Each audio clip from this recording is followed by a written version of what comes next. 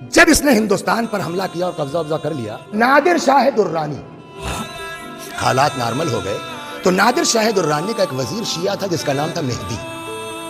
مہدی نے کہا نادر شاہ سے کہ بھئی اب تو سب ہو گیا، اب ہم کو اجازت دیجئے، میں ذرا نجف جانا چاہتا ہوں۔ نجف کاہے کے لیے؟ کہا حضرت علی علیہ السلام کی زیارت کو، مولا کی۔ نادر نے کہا تم لوگ بھی شیعہ لوگ عجیب آدمی، مردے کی زیارت کو کیا پاؤ گے جا کے؟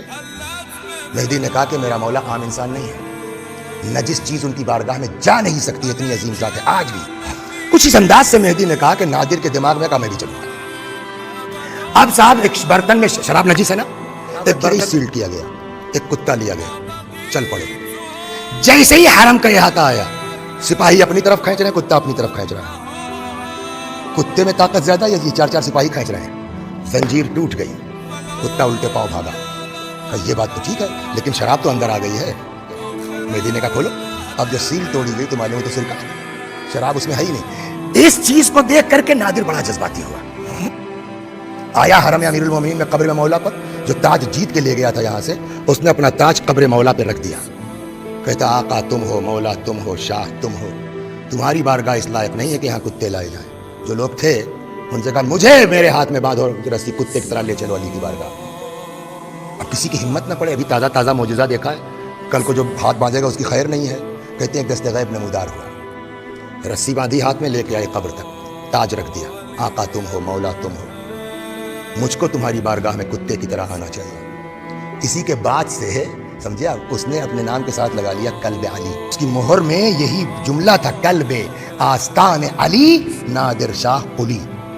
اب یہاں سے نجف سے اصل سنانا، یہ نجف سے زیارت وغیرہ کر کے مہدی نے دیکھا معاملہ درست ہے، لے کے آ گیا کربلا۔ اس کو پہلے لے کے آیا امام حسین علیہ السلام کی بارگاہ میں، ایک ایک چیز سمجھانا شروع کی۔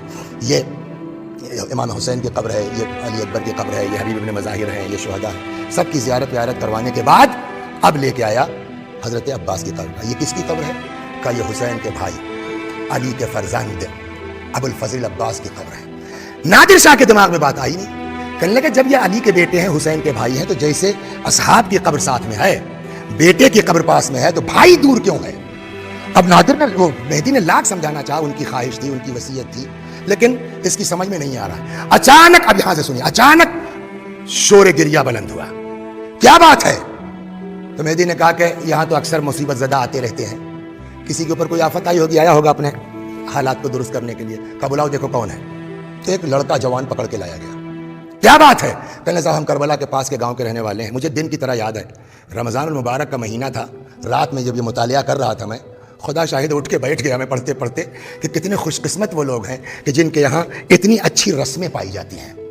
سنائیں آپ کو، تو ہم لوگ کربلا کے پاس کے گاؤں کے رہنے والے ہیں، ہمارے یہاں رسم یہ ہے کہ جب شادی ہوتی ہے تو دولہا دلہن کو سیدھے گھر لے کے نہیں جاتا، پہلے رخصت کرا کر کے باوفا کی بارگاہ میں ہم لوگ آتے ہیں، یہاں ایک دوسرے سے وفاداری کا عہد و پیمان کرتے ہیں، اس کے بعد اپنے گھر جاتے ہیں۔ میری بھی شادی ہوئی تھی، گاؤں کی رسم کے مطابق میں اپنی بیوی کو لے کے گھر کے لیے کربلا کے لیے آ رہا تھا کہ راستے میں ڈاکوؤں نے حملہ کر دیا، سارا مال و اسباب جو لوٹا وہ تو لوٹا ہی، میری بیوی کو بھی اٹھا کے لے کے چلے گئے۔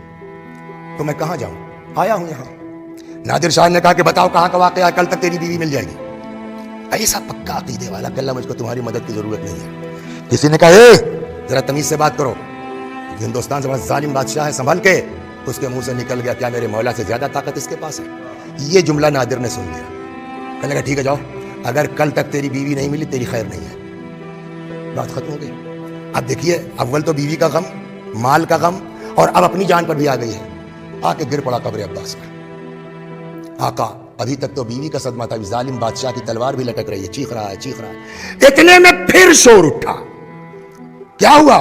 پتا چلا کہ صاحب جو ہے وہ لگتا ہے اس کی بیوی آ گئی ہے، اس لیے کہ وہ ایک عورت کا ہاتھ پکڑے عباس کی قبر کا طواف کر رہا ہے اور شکریہ ادا کر رہا ہے۔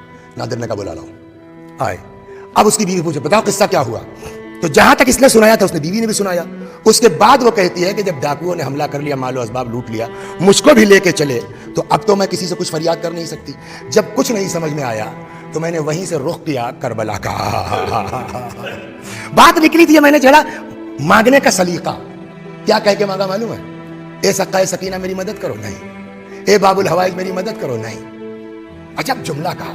کہتی جب ہر طرف سے مایوس ہو گئی میں تو میں نے رخ کیا کربلا کا، اور وہیں سے چیخ کے کہتی اے زینب کے بھائی میری عزت تمہارے حوالے ہے۔ اے زینب کے بھائی میری عزت تمہارے حوالے. کہتی جیسے ہی میں نے یہ جملہ کہا ایک سوار نمودار ہوا, سارے دشمنوں کو تہے دیکھ دیا. اچانک کیا دیکھتی ہوں کربلا میں عباس کی قبر کے پاس اپنے شوہر کے قریب کھڑی. اللہ اکبر.